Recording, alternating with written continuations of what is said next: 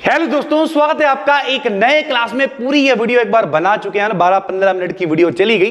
खैर, ऐसी छोटी छोटी बातें क्रिएटर्स के साथ में होती रहती हैं। फिलहाल आज की इस वीडियो में हम लोग बात करने वाले हैं बर्नर्स थ्योरी के बारे में। कल जब हमने आपको लिगैंड पढ़ाए थे तो उसमें हमने आपको बता दिया था कि कोऑर्डिनेशन कंपाउंड को कैसे लिखा जाता है। फिर भी एक बार फिर से बताते हैं ताकि चीजें आपको डिटेल में समझ में आए। भैया कल हमने आपको एक एग्जाम्पल दिया था कि K4FeCN का होल ऑफ 6। मेरे भाई, जो बाहर चलता था इसे क्या कहते थे?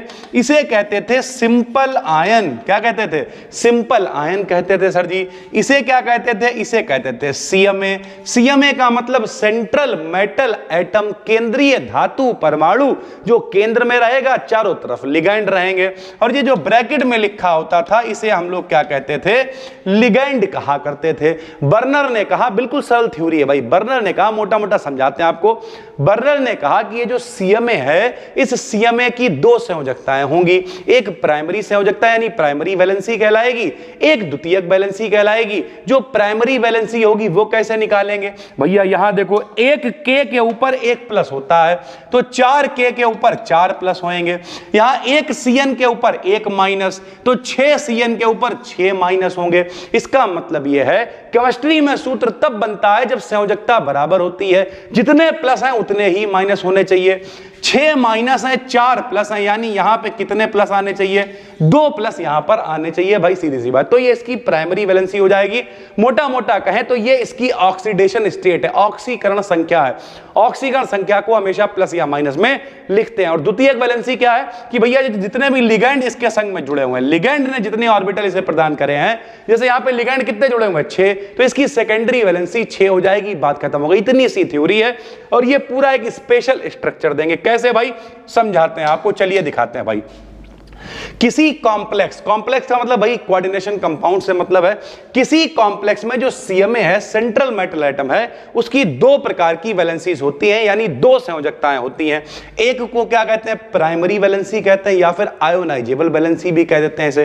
क्या होती है ये? CMA की ऑक्सीडेशन स्टेट को बताती है, यानी ऑक्सीकरण संख्या को बताती है। जैसे अभी आपको निकाल के दिखाया, CMA की ऑक्सीकरण संख्या कितनी आई थी? प्लस का 2 आई थी। तो ये CMA की ऑक्सीडेशन स्टेट को दिखाती है। सेकेंडरी या नॉन आयोनाइजेबल वैलेंसी क्या कहेगी? सेकेंडरी का मतलब द्वितीयक। ये क्या करेगी? लिगैंड कितने जुड़े हुए हैं।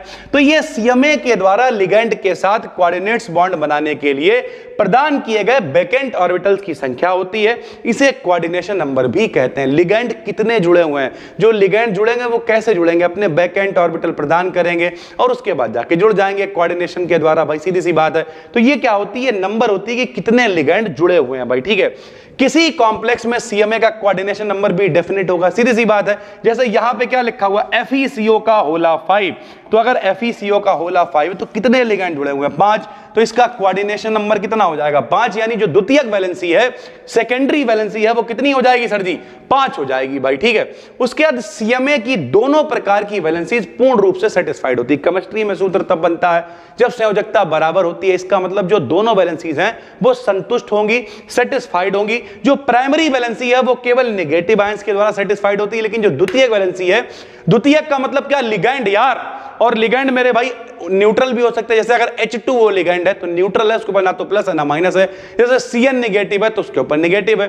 तो जो द्वितीयक वैलेंसी है वो नेगेटिव भी हो सकती है, पॉजिटिव भी हो सकती है, न्यूट्रल भी हो सकती है। सेकेंडरी वैलेंसी नेगेटिव आयंस या न्यूट्रल मॉलिक्यूल्स या पॉजिटिव आयंस के द्वारा भी सेटिस्फाइड हो सकती है। कभी कभी एक नेगेटिव आयन CMA की दोनों प्रकार की वैलेंसीज को सेटिस्फाइड करता है, क्योंकि जो प्राइमरी वैलेंसी है वो तो नेगेटिव से ही सेटिस्फाइड होगी। द्वितीयक वाली नेगेटिव, पॉजिटिव, न्यूट्रल तीनों से सेटिस्फाइड हो सकती है। तो अगर ये नेगेटिव से सेटिस्फाइड हो रही है, इसका मतलब प्राइमरी और द्वितीयक दोनों कहां से सेटिस्फाइड हो रही है? नेगेटिव से सेटिस्फाइड भी हो सकती है। एक एग्जांपल हमने यहां पे ले लिया, जैसे K4FeCN6, अपना सबसे घटिया एग्जांपल है भैया, सरल सा है। 4K के ऊपर 4 प्लस होंगे, 6 CN के ऊपर 6 माइनस होंगे। अभी बताया सूत्र तब बनेगा जब प्लस माइनस बराबर होंगे। तो यहां पे प्लस कितने हो जाएंगे? 2। यानी प्राइमरी वैलेंसी कितनी हो जाएगी? Fe की 2। और लिगैंड कितने जुड़े हुए हैं? 6। तो भैया इसके कितनी सेकेंडरी वैलेंसी कितनी हो जाएगी?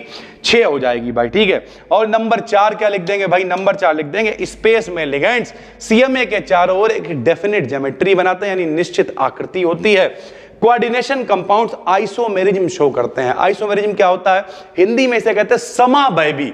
समावयवी का मतलब समान हो जिनके अवयव समान होते हैं, प्रॉपर्टीज अलग अलग होती हैं, उन्हें समावयवी कहते हैं। कैसे कहते हैं लो समझाते हैं आपको भाई। मान लीजिए लिख दिया हमने CH3OCH3 का एग्जांपल ले रहे हैं समावयवता का भाई, ठीक है, और लिख दिया C2H5OH। ये जब बीच में O होता है उसे ईथर कहते हैं, तो जो ऊपर वाला ईथर है और यहाँ OH होता है उसे अल्कोहल कहते हैं, तो नीचे वाला अल्कोहल है। अल्कोहल तो आदमी पी के पड़ा रहेगा, ईथर थोड़ी पी जाएगा, तो दोनों की प्रॉपर्टी अलग अलग है। लेकिन अवयव चेक कर लो, इसमें भी 2 कार्बन, इसमें भी 1 और 1 2 कार्बन, इसमें भी 5 और 1 6 हाइड्रोजन, इसमें भी 3 और 3 6 हाइड्रोजन, इसमें भी 1 ऑक्सीजन, इसमें भी 1 ऑक्सीजन। अवयव दोनों के सेम है, कंपोनेंट सेम है, तो जिनके समान होते हैं अवयव उन्हें कहते हैं समावयवी, या अंग्रेजी में कहते हैं आइसोमर्स। और इस process, the whole of the process is called isomerism. मेरे भाई सीधी सी बात है, ठीक है।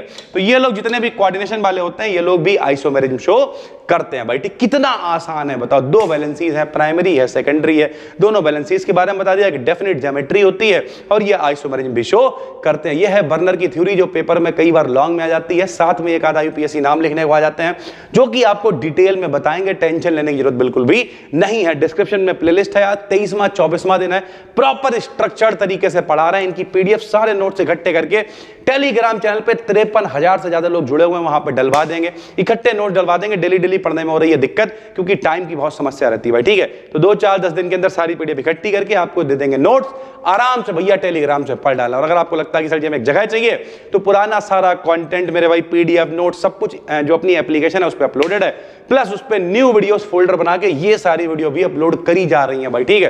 तो टेंशन कतई नहीं लेना, जहां से मन करे वहां से पढ़ो। जैसे कल एक बच्चा बहुत परेशान था, सर जी हम कोर्स नहीं ले पा रहे थे, मत लो यार, यूट्यूब पर सब कुछ फ्री में पढ़ा तो रहा है, क्या दिक्कत है यार। ज्यादा टेंशन नहीं लेनी, मस्त मन लगा के पढ़ो, मेरी जिम्मेदारी बेहतरीन कंटेंट लाएंगे। पहली बार वीडियो डिलीट हो गई, नहीं रिकॉर्ड हो पाई, तब भी दोबारा मैं ऐसा नहीं लगा होगा लपेट दिया, आराम से चलो कोई दिक्कत नहीं। तो टेलीग्राम पे जरूर ज्वाइन कर लो BD Academy BSc को। क्यों? क्योंकि भाई BSc का सारा कंटेंट जितना आता है वहां पे जरूर शेयर किया जाता है। फिर मिलते हैं, तब तक के लिए धन्यवाद, थैंक यू।